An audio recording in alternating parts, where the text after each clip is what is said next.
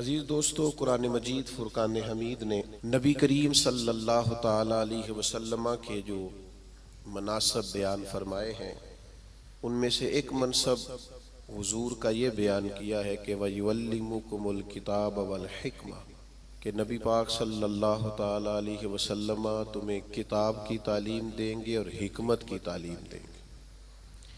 वयुअल्लिमुकुम मा लम तकूनु तअलमून, और जो जो तुम नहीं जानते वो सब मेरे हबीब तुम्हें सिखा देंगे। नबी पाक सल्लल्लाहु ताला अलैहि वसल्लम मुअल्लिम कायनात बनकर दुनिया में तशरीफ़ लाए। जिन जिन चीज़ों की इंसानियत को, बनी नो इंसान को, मुसलमान को हाजत और ज़रूरत थी, वो सारी चीज़ें हुज़ूर अलैहिस्सलाम ने सिखाई।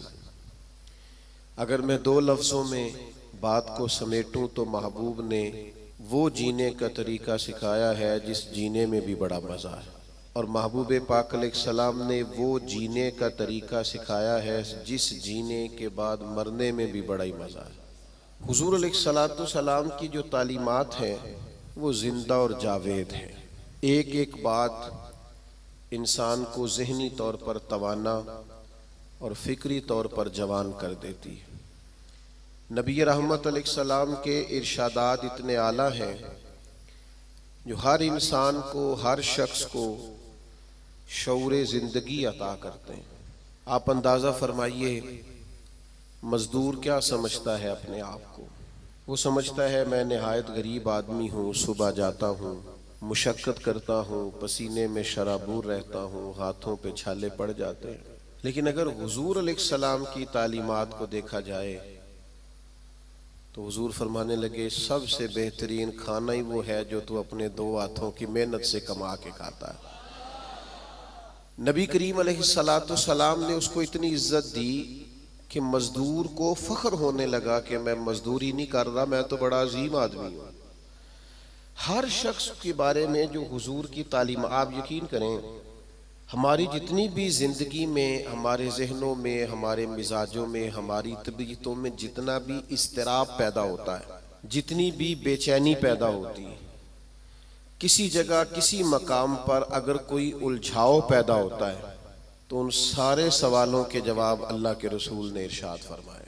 हम चूँकि किताब व सुन्नत की तालीमात के मामले में बहुत गहरा उतरते ही नहीं, ज़्यादा तवज्जो ही नहीं करते, इन हिमाक के साथ उन चीज़ों को लेते नहीं, वरना एक एक पहलू पर हुजूर ने तालीमात बयान फरमाई। और फिर उसके साथ साथ जो कमाल है वो ये है कि महबूब करीम ने सिर्फ किताब की तालीम नहीं दी, हिकमत भी सिखाई। दानाई बड़ी नेमत है, हिकमत बड़ी सादत है, और नबी पाक सल्लल्लाहु ताला अलैहि वसल्लम हिकमत की तालीम इरशाद फरमाने वाले। हमारे यहाँ ना जल्दबाजी, बेचैनी, बेकरारी और फेमस होने का शौक़ और आगे बढ़ने का शौक़ और अपनी ज़िंदगी के अंदर तरह तरह की इंसान की उछलती और मचलती ख्वाहिशात, ये उसे हिकमत से दूर कर देती हैं। नबी पाक सल्लल्लाहु ताला अलैहि वसल्लम ने हमें जो हिकमत अता की है ना, वो इंसान को बुर्दबार कर देती है, उसकी ज़िंदगी में ठहराव आ जाता है। वो जिस मकाम पे भी होता है वो अपने आप को अल्लाह तबारक व तआला की ख़ास रहमत में शुमार करता है। उसे एक ख़ास किस्म का इत्मीनान क़ल्बी और इंशराह सद्र नसीब होता है। देखें, एक ही काम है, उसे बेचैन होके कर लिया जाए फिर भी उसने हो जाना है, बेचैन होके कर लिया जाए, परेशान होके कर लिया जाए, उलझ के कर लिया जाए और उकता के कर लिया जाए तो काम फिर भी हो जाता है। लेकिन वही काम अगर सुकून से कर लिया जाए, ठंडक से कर लिया जाए, ज़रा मुस्कुरा के कर लिया जाए, ज़रा बुर्दबारी से कर लिया जाए, तो उसका नतीजा ये निकलता है कि इंसान ना सुकून में रहता है। हमारे यहाँ चूँकि दानाई नहीं होती तो जो बिल्कुल सही चीज़ होती है ना, उसका भी हम ऐसा उलट मतलब बयान करते हैं, ऐसा इनफिरादी मतलब बयान करते हैं कि वो सही बात भी बाज़-औक़ात ना गलत हो जाती है। आप सही बात भी करें, वो कुछ लोग कहते हैं जी मैं इसलिए कड़वा हूँ कि मैं सच बोलता हूँ, तो मैंने कहा ऐसी बात नहीं है। दुनिया में सबसे ज़्यादा सच नबी करीम ने बोला है। पर इतना मीठा करके बोला है कि दिल नहीं रूह तक उतर गया है। अजीज दोस्तों, एक बादशाह ने ना ख्वाब देख लिया था। उसने ख्वाब देखा कि मेरे सारे दांत टूट गए। उसने एक ताबीर बताने वाले से ताबीर पूछी कि ये मेरे सारे दांत टूट गए, इसकी ताबीर क्या है। तो वो ताबीर बताने वाला परेशान होकर कहने लगा, बादशाह बात बड़ी खौफनाक है। जो ख्वाब आपको आया है, ताबीर बड़ी खतरनाक है। ताबीर ये है कि आपके सारे रिश्तेदार, बहन भाई, बीवी, बच्चे आपकी जिंदगी में फौत हो जाएंगे। बादशाह को बड़ा गुस्सा आया, उसने सजा दी कि कैसी खौफनाक खबर सुना रहा है, सारे चले जाएंगे तो मैंने जी के क्या करना। कुछ दिनों के बाद एक और ताबीर करने वालों को बुलाया और उसे बुला के कहा कि मैंने ये ख्वाब देखा है कि मेरे सारे दांत टूट गए हैं, तो ताबीर क्या है। तो वो कहने लगा, बादशाह ये तो बड़ा अच्छा ख्वाब है। उसने कहा क्या मतलब। कहने लगा, इस ख्वाब की ताबीर ये है कि आपके खानदान में से सबसे लंबी उम्र अल्लाह आपको अता फरमाएगा। बादशाह ने इस बंदे को इनाम दिया, ताइफ दिए और बार बार आने की दावत दी। मेरा ख्याल है ताबीर एक ही नहीं बताई दोनों ने, लेकिन बात अगरचे बेसलीका हो कलीम, पर बात करने को सलीका चाहिए। हम ना अपने बच्चों को इस तरह समझाते हैं कि वो बच्चे बजाय समझने के नाराज हो जाते हैं। हमारा समझाने का अंदाज बाज़ोकात इल्ला माशाअल्लाह तौहीन आमेज होता है। हमारा बाज़ोकात बाज लोगों से मिलना, बाज लोगों के साथ रब्त रखना, उसमें खूबसूरती नहीं होती। दानाई, तदब्बुर, हिकमत, मामला फहमी, ये एक बड़ा जरूरी काम है, एक बड़ा समझदारी वाला काम। नबी पाक सल्लल्लाहु ताला अलैहि वसल्लम ने हमें हिकमत सिखाई है, दानाई सिखाई। पता है मसाइल कब होते हैं? जब हम उन्हें जहन पे सवार कर लेते हैं। और जब परेशानी को ज़हन पे सवार ना किया जाए, फिर परेशानी नहीं रहती, फिर बंदा आसानी से उस परेशानी से गुजर जाता है। बड़े तदब्बुर के साथ रोजमर्रा के मामलात को डील करें। मेरे पास एक दोस्त अपने बच्चे को लेके आए, हजरत इसको दम कर दें, और साथ उन्होंने कहना शुरू किया, बाकी तो इसके बहन भाई बड़े अच्छे थे, ये जिद्दी भी बहुत है और अड़ भी बड़ी जल्दी जाता है, और इसके मिजाज में तलखी भी बहुत ज़्यादा है, और इसकी तबीयत के अंदर सख्ती। दो चार बातें उन्होंने की तो मैंने कहा कि आप तो इसके वालिद हैं, अगर आप ये लबो लहजा इसके बारे में बयान करेंगे ये तो सारे खानदान से कट जाएगा। आपको तो ऐसा करना चाहिए था कि अगर आप इसे समझाते भी तो इस तरह समझाते कि इसे पता ही ना चलता मुझे कोई समझा रहा है। आप इसको जिद्दी कह रहे हैं, इसका तो ज़हन बन जाएगा, मैं तो वाकई जिद्दी हूं, तबीयत बन जाएगी, जहन उसका उलझ जाएगा। हिकमत के साथ अपने मुखालिफ को भी कभी डील करें ना। आपकी तवज्जो है मेरी बात पर? अपने मुखालिफ को भी कभी डील करें ना। हम ना बाज दुश्मनों को इतनी अहमियत देते हैं कि वो तगड़े हो जाते हैं। कुछ दुश्मन ऐसे होते हैं जिनके बारे में कुरान का हुक्म यह है कि वइज़ा खातबहुमुल जाहिलूना कालू सलामा, जब तुम्हारा जाहिलों से आमना सामना हो तो तुमने कहना है भाई तुम्हें सलाम हो।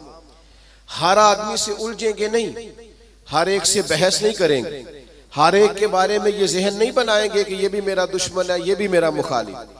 इतनी जल्दी अपने जहन के अंदर तनाव नहीं पैदा करेंगे। एक सहाबी आए हुजूर की खिदमत में, मिशकात शरीफ में हदीस मौजूद है। अर्ज किया, या रसूल अल्लाह सल्लल्लाहु ताला अलैहि वसल्लम, कुफार आपका नाम बिगाड़ के लेने लगे हैं, माज़अल्लाह सुम्मा माज़अल्लाह। वो कहते हैं अगर हमने मोहम्मद मान लिया तो मोहम्मद का माना तो वो है जिसकी तारीफ की जाए बार बार। अब वो नाम बिगाड़ के माज़अल्लाह आपको बुरा भला कहते हैं। तो वो सहाबी आए थे और उन्होंने बड़ी खौफनाक तरीके से बात सुनाई। पर पता है हुजूर ने क्या फरमाया? फरमाया पता नहीं वो किसको गालियां दे रहे हैं, पता नहीं वो किसका नाम बिगाड़ रहे हैं, मुझे तो अल्लाह ने मोहम्मद बनाया है। अपने दुश्मन को भी आप हिकमत से डील करेंगे, आप देखेंगे कि आपको उसको इतना तवाना नहीं कर देना कि वो बाद में ज्यादा बड़ा मसला बन जाए। तो दानाई, तदब्बुर, हिकमत, मामला फहमी।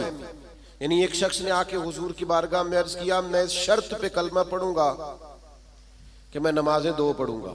ये सिर्फ हुजूर का इख्तियार है कि नबी पाक किसी को इजाजत दे दें, वरना किसी और का इख्तियार नहीं है। मैं फकत 2 नमाजें पढ़ूंगा। अगर आप इजाजत देते हैं तो मैं कलमा पढ़ता हूं। अल्लाह के हबीब ने फरमाया तो आ जा, दो ही पढ़ लेना। शारहीन हदीस ने लिखा है उसने 2 नमाजों की शर्त पे कलमा पढ़ा था, फिर वो तहज्जुद भी पढ़ा करता था। हमारे यहाँ ना लोगों को मौका ही नहीं दिया जाता मस्जिद आने का। ये कभी कभी कच्चे नमाजी आते हैं ना रमजान शरीफ में, तो पक्के नमाजी उन्हें घूरते हैं, कहते हैं तुसी आ गए हो फसली बटेरे। और भाई इन बच्चों को आ तो लेने दो और दुआ करो, या अल्लाह मस्जिद आ गया है, अब मेहरबानी फरमा, इस पे रहमत कर, इसे पक्का नमाजी बना दे। लेकिन वो दानाई, वो खास हिकमत, वो मामला फहमी, वो हुस्न जो नबी पाक अलैहिस्सलाम ने हमें दिया है, हमें उस मामला फहमी को समझना चाहिए, हमें मौका देना चाहिए। देखिए जब सुलह हुदैबिया हुई ना, तो बाद शरायत ऐसी थी जो बड़ी मुश्किल थी सहाबा के लिए मानना। मसलन एक शर्त ये थी सुलह हुदैबिया जब हुजूर ने कुफारे मक्का के साथ सुलह की, तो उसमें एक शर्त ये थी कि अगर कोई मुसलमान मक्के से मदीने आएगा अपने आका की इजाजत के बगैर, तो मदीने में उसे रखा नहीं जाएगा, वापस किया जाएगा।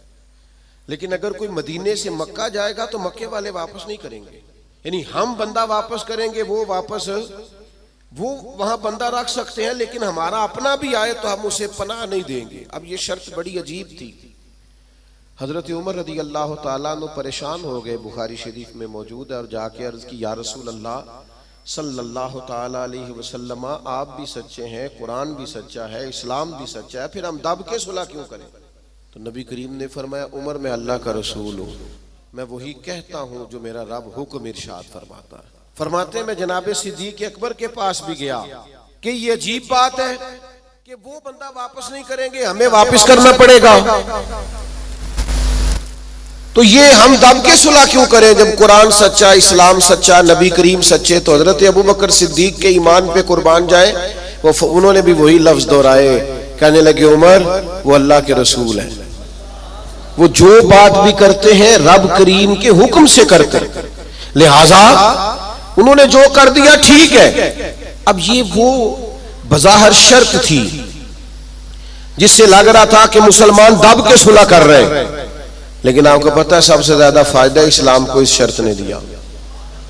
वो जो मुजाहिदीन इस्लाम मक्का मुकरमा से हिजरत करके मदीना तैयब आते, उन्हें पता था कि हुजूर अलैहिस्सलाम हमें नहीं रखेंगे।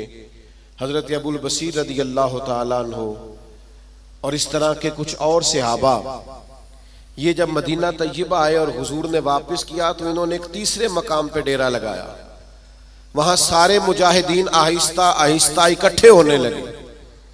उसका नतीजा ये निकला कि काफिर जब भी वहां से गुजरते उन्हें तकलीफ का सामना करना पड़ता, तो जिस शर्त पर वो बड़े डटे हुए थे ना कि हमने मनवा लिया है, सबसे पहले कुफारे मक्का इकट्ठे होके आए कि मेहरबानी करें इस शर्त को तो खत्म करें, आप अपने लोगों को बुलाएं मदीना मुनव्वरा। तो तदब्बुर, दानाई, मामला फहमी, हम ना आहिस्ता आहिस्ता बड़े जल्दबाज हो गए हैं, तबीयतों में बेचैनी, बेकरारी, एक बात ना हमारी मानी जाए हम परेशान हो जाते हैं, जरा बराबर हमारी तबीयत के मुखालिफ कोई शख्स बात कर दे हम डिस्टर्ब हो जाते हैं।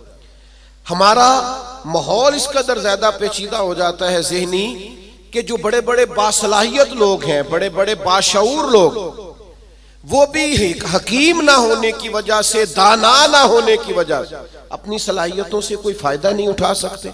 मेरे नौजवान दोस्तों, मेरे बुजुर्गों, अपनी जिंदगी में कमाल बुर्दबारी पैदा करें, कमाल हौसला पैदा करें, तबीयत के अंदर ठहराव लाए।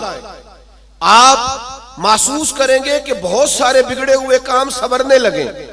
आप कितनी भी जल्दबाजी कर लें, जब तक अल्लाह का हुक्म नहीं होना काम दुरुस्त, आप डॉक्टर के पास दवाई लेने जाते हैं, आपके मर्ज की तशखीस होने के बाद डॉक्टर साहब नुस्खा लिखते हैं, कहते हैं ये एक पत्ता गोलियों का ले लो, एक सुबह खाना, एक दोपहर खाना, एक शाम खाना, और ये सिरप ले जाओ, एक चम्मच सुबह इस्तेमाल करना, एक शाम करना। तो अगर कुछ शख्स कहे मुझे जल्दी है ठीक होने की, मैंने सारी गोलियां इकट्ठी खानी है, वो कहे मुझसे इंतजार नहीं होता, मैंने सारा सिरप इकट्ठा ही पीना है, ठीक होगा कि ज्यादा बीमार हो जाएगा?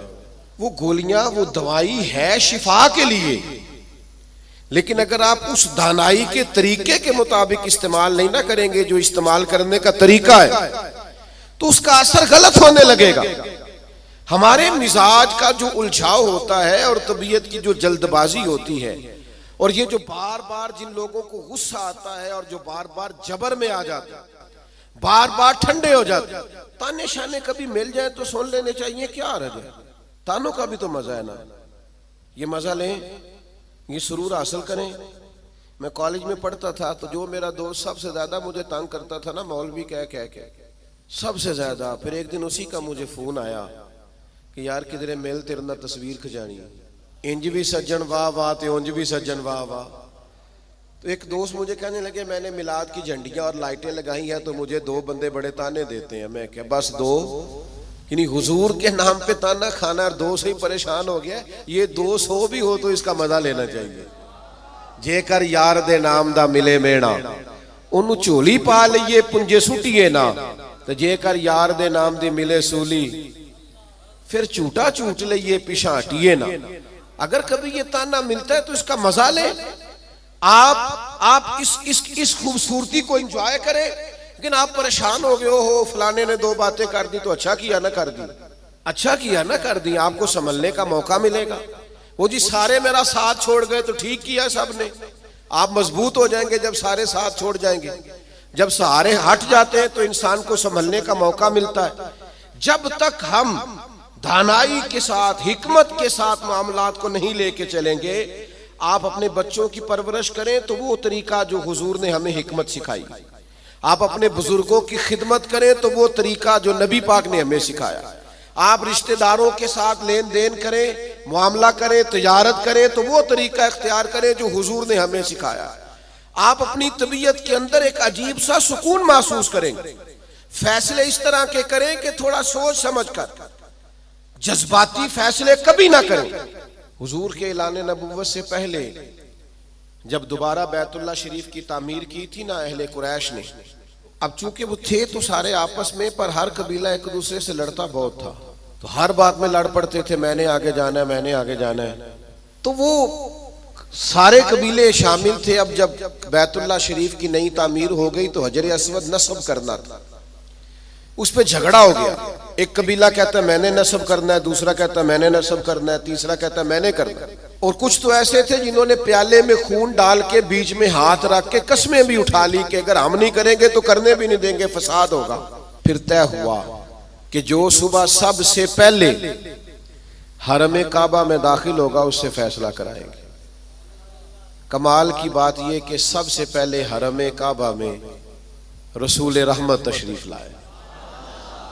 असीर दुश्मन की चाह में भी, मुखालिफों की निगाह में भी, अमी है, सादिक है, मोतबर है, मेरा पैगंबर अजीम तर है। उन्होंने कहा ये तो सादिक और अमीन आ गए।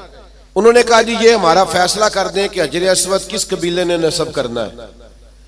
तो नबी करीम अलैहिस्सलाम ने फरमाया कर देते हैं ना। सरकार ने चादर बिछाई, हजर अस्वद उसमें रखा, फरमाया सारे कबीले एक एक कोना पकड़ लो। वो सब ने एक एक कोना पकड़ लिया। जब हजर अस्वद के करीब गए तो महबूब ने वहां से उठा के हजर अस्वद वाली जगह पे रखा। अब चारों तरफ देखा तो सबको यूं ही लग रहा था मैं उठा के लाया हूं, मैं उठा के लाया, मैं उठा। हम तो अपने बच्चों के बीच लड़ाई करा देते हैं, ये कह कह के कि ए मेरा पुत्र ज्यादा लेके। हम तो अपने घर के अंदर फसाद, नाराज ना आइएगा मुझसे, हम फसाद डलवा देते हैं। ये बंदा ठीक है, ओ खुदा के बंदे सारे बेटे, सारी औलाद ही बराबर की। किसी ने पैसे ज्यादा कमा लिए, किसी ने कम कमा लिए, लेकिन अपना घर ना तबाह करें।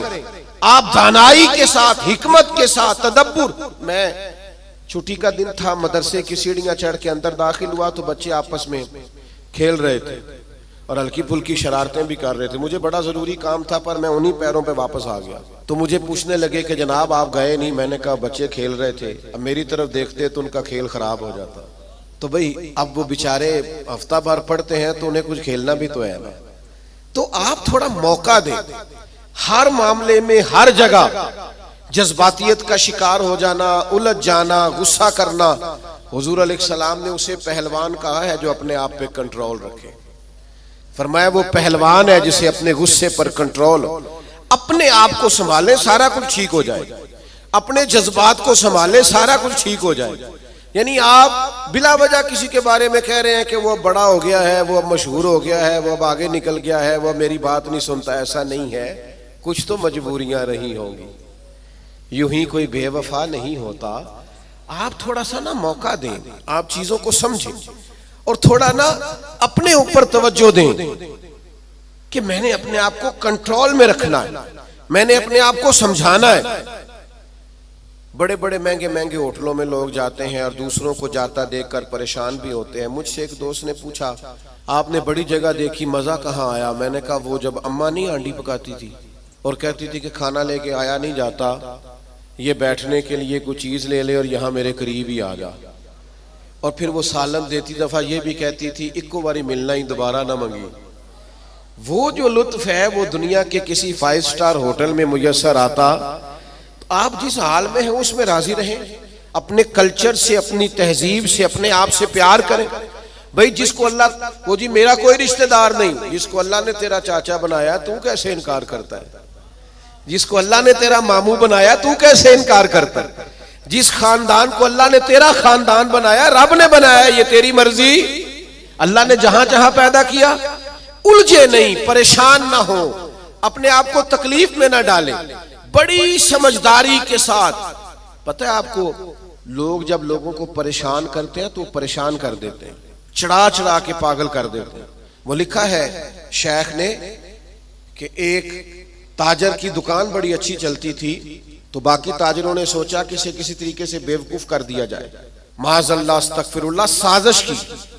वो सुबह सुबह जब दुकान खोलने के लिए आया तो उसने सफेद इमामा पहना हुआ था और उसने नीले रंग का सूट पहना हुआ था। तो पहला ताजर ही उसे देख के कहने लगा, माशाल्लाह, सफेद लिबास पर आपका ये काले रंग का इमामा कितना प्यारा लग रहा है। उसने कहा, पागल हो गए हो, मेरा तो ये सफेद रंग का है। तीसरा भी मिला तो उसने कहा, काले रंग का इमामा कैसे लग रहा है? उसने यहां से आगे करके देखा कि तो वाइट है। फिर उसने कहा, चौथे ने कहा, पांचवें ने कहा, तो बंदा ज़हनी तौर पे उलझ गया। इतना उलझा कि सारा दिन दुकानदारी ना हो सकी, बल्कि बाद ने लिखा कि इस तरह के लोग तो दीवाने हो जाते। तब वो एक सियाने बंदे के पास गया, उसने कहा कि जनाब मैं ज़हनी तौर पे परेशान हूँ, ग्राहकों से भी लड़ता हूँ, आजमाइश बड़ी हो गई है, मसला क्या है? तो उन्होंने कहा, असल में तूने मुखालिफों की बातें तवज्जो से सुननी शुरू कर दी। हाँ, मुखालिफिन की वो बात तवज्जो से सुननी चाहिए जो हमारी वो गलती बयान करे, लेकिन वो बातें जो चढ़ाने के लिए, उससे सरफे नजर किया जाए। अपने आप को आप कंट्रोल में रखें। ये नबी पाक अलैहिस्सलाम की दी हुई हमारे लिए हिकमत है। मैं दोस्तों से कहा करता हूँ, मिलाद आए ना तो मिलाद में महब होके मिलाद मनाया करो। आपके ज़ौक शौक का बड़ा असर होना है दूसरों पर। अब सारी जिंदगी दलीलें पूछते रहना है मिलाद की, अब उम्र गुजर गई, अब तो तय है सारी चीजें, अब तो सिर्फ ज़ौक की जरूरत है। कौन कितने प्यार से करता है, कितने शौक से करता है, उस शौक की आदत तो दानाई हिकमत जो नबी करीम ने हमें अता की, उस हिकमत को समझें। बहुत ज्यादा मामला फहमी के साथ चीजों को लेके चले।